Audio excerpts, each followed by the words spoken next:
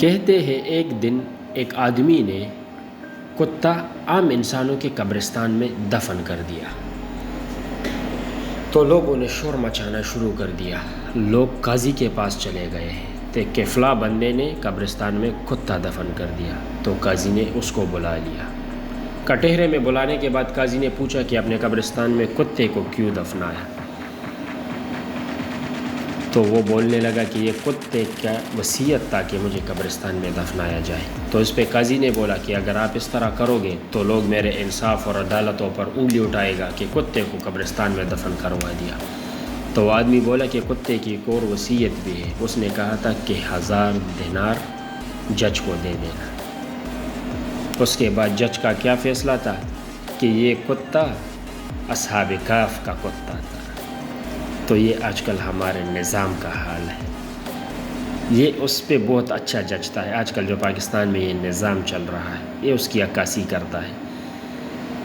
تو اس کے لیے میں ایک شعر کہہ دیتا ہوں: درندوں کا زمانہ ہے، بیٹی کو کانا بنانا نہیں، بندوق چلانا سکھائیے۔ یہ نظام نہ عدل کا ہے نہ انصاف کا، یہ خدمت گزار ہے صرف طاقت اور پیسے کا۔ بنا تھا جو مظلوم کو سہارا دینے کے لیے، وہی نظام آج ظالم کا محافظ بن گیا۔ آج کل عدالتوں کے حال دیکھو، امیر کے لیے اور غریب کے لیے اور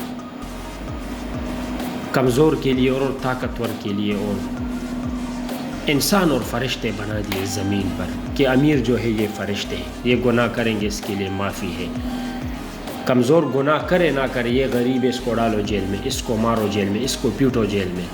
آج ہم کو ہمارے ریاستی اداروں نے تقسیم کر دیا کہ پاکستان میں پختون الگ ہے، بلوچ الگ ہے، سندھی الگ ہے اور پنجابی الگ ہے، گلگتی الگ ہے، کشمیری الگ ہے۔ نہیں، اگر کلمہ حق پڑھا ایک پاکستان کے ہاں پیدا ہوئے ہو تو ہم سارے ایک ہی، پر ریاست پختون کے ساتھ آج کچھ اور کر رہا ہے، بلوچ کے ساتھ کچھ اور کر رہا ہے۔ آپ بھی دیکھ رہے اور میں بھی دیکھ رہا ہوں، اور 77 سال سے یہ ہوتا رہا ہے۔ انصاف نہیں ہے، عدل نہیں ہے۔ ایک عام آدمی بھی خود کو خدا سمجھتے جب سرکاری عہدے پہ بیٹھ جاتے ہیں، جب ریاست اس کو آرمی کی وردی دے دیتے تو وہ خود کو خدا سمجھ لیتا ہے زمین کا۔ اس طرح نہیں ہے۔ میں UAE میں ایک سیکیورٹی کی جاب کرتے تو حقیقت کا واقعہ، کل ہمارے پاس ایک سیکیورٹی کا جاب کرتا ہوں، کل ہمارے پاس CID آ گیا میرے ہی کیبن میں، جدھر پر میں بیٹھتا ہوں، جس جگہ پہ میری ڈیوٹی ہے۔ انہوں نے اپنا کوئی پروسیجر کرنا تھا، کیمرے چیک کرنے تھے کسی گاڑی کا یا کسی کا بھی، وہ چیک کر رہے تھے۔